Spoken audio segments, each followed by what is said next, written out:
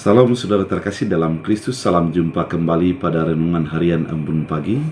Hari ini kita akan menjalani aktivitas kita, mari kita jalani dengan tuntunan firman Tuhan, sehingga kita selalu disegarkan, diingatkan, dan ditegur atas perbuatan kita untuk sesuai dengan apa yang diinginkan oleh Allah. Oleh karena itu, sebelumnya kita bersatu di dalam doa. Damai sejahtera Allah yang melampaui segala akal dan pikiran, itulah yang melihara hati dan pikiran dalam Kristus Yesus Tuhan. Amin. Saudara terkasih, firman Tuhan untuk kita dari Yesekiel 20 ayat 17 dalam bahasa Batak Angkola dikatakan, "Tapi dungi ibodo rohakku dihalahi, kawenada tulus hubunu halahi di parhorsihani." Dalam bahasa Indonesia, tapi aku merasa sayang melihat mereka, sehingga aku tidak membinasakannya dan tidak menghabisinya di padang gurun. Demikian firman Tuhan. Saudara terkasih dalam Kristus Yesus, pada Yesekiel pasal 20 ini, Yesekiel menceritakan kepada orang Israel bagaimana proses keluarnya bangsa itu dari tanah Mesir. Ketika bangsa itu dikeluarkan dari tanah Mesir dengan tujuan agar mereka tinggal di tanah yang penuh dengan susu dan madu. Artinya, dari keadaan kepenjajahan, ketertindasan, mereka dituntun oleh Allah kepada sebuah tempat yang penuh dengan kenyamanan dan berkat. Namun di padang gurun, mereka melakukan hal-hal yang tidak berkenan di hati Allah. Allah sebenarnya sudah mengingatkan mereka agar mereka melakukan ibadah dengan baik dan benar, agar mereka menyadari bahwa Allah itu kudus. Allah itu adalah Allah yang selalu menginginkan kebenaran dan kekudusan. Dengan keinginan kebenaran dan kekudusan itu, umat Tuhan diharapkan oleh Allah menjadi umat yang melakukan kebenaran dan kekudusan. Namun yang dilakukan oleh umat itu adalah kecemaran-kecemaran. Yang dilakukan oleh umat itu adalah hal-hal yang tidak berkenan di hati Allah. Oleh karena itu, Allah mengatakan dalam hatinya dan mengatakan kepada umat itu agar mereka menjadi kena hukum. Mereka tidak akan tiba lagi di tanah perjanjian itu.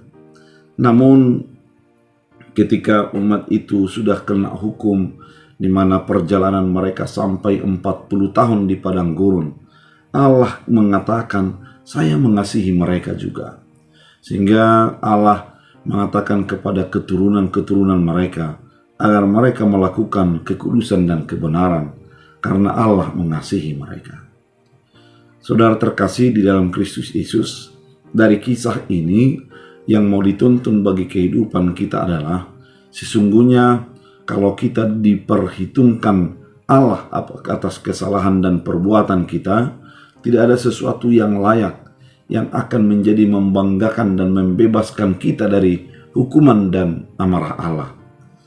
Dan ketika kita hanya mengatakan bahwa kita adalah orang benar, sesungguhnya tidak ada kebenaran di dalam diri kita. Oleh karena itu, hanya satu-satunya yang membenarkan kita dan melepaskan kita dari hukuman adalah kasih Allah. Allah yang penuh kasih karunia itu membebaskan kita, melepaskan kita dari tuntunan dosa itu, sehingga kita hidup di dalam kasih karunia Allah. Saudara terkasih dalam Kristus Yesus, kalau dikatakan hidup di dalam kasih karunia, artinya kehidupan kita adalah kehidupan oleh anugerah dan kesetiaan Allah, membebaskan kita dari segala hukum, dosa, dan maut itu. Sehingga kehidupan kita adalah kehidupan di dalam kebenaran-kebenaran yang Tuhan sudah nyatakan bagi kita, sehingga kita hidup di dalam kebenaran itu. Saudara terkasih di dalam Kristus Yesus, orang yang hidup di dalam kasih karunia, dia akan hidup sesuai dengan tuntunan dan penyertaan Allah. Dia akan hidup sesuai dengan keinginan dan kehendak Allah. Oleh karena itu, biarlah kehidupan kita memancarkan kasih Allah itu, memancarkan kekudusan Allah, memancarkan kehendak dan kebenaran Allah, Sehingga dengan demikian kita hidup adalah di dalam kasih karunia Allah yang terpancar di dalam perbuatan dan perkataan perilaku kita yang berkenan kepada Allah.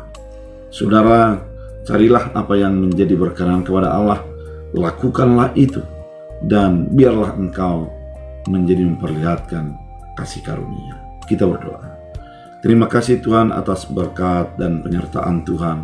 Terima kasih atas firman yang begitu indah mengingatkan dan menuntun kami untuk menjadi menghidupi kebenaran itu.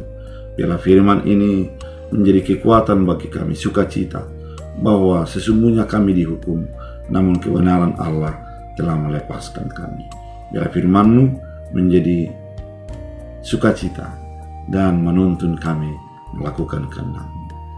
Sembuhkan yang sakit, kuatkan yang lemah, hiburkan yang sedih. Dalam Kristus Yesus Tuhan. Amin. Tuhan Yesus memberkati.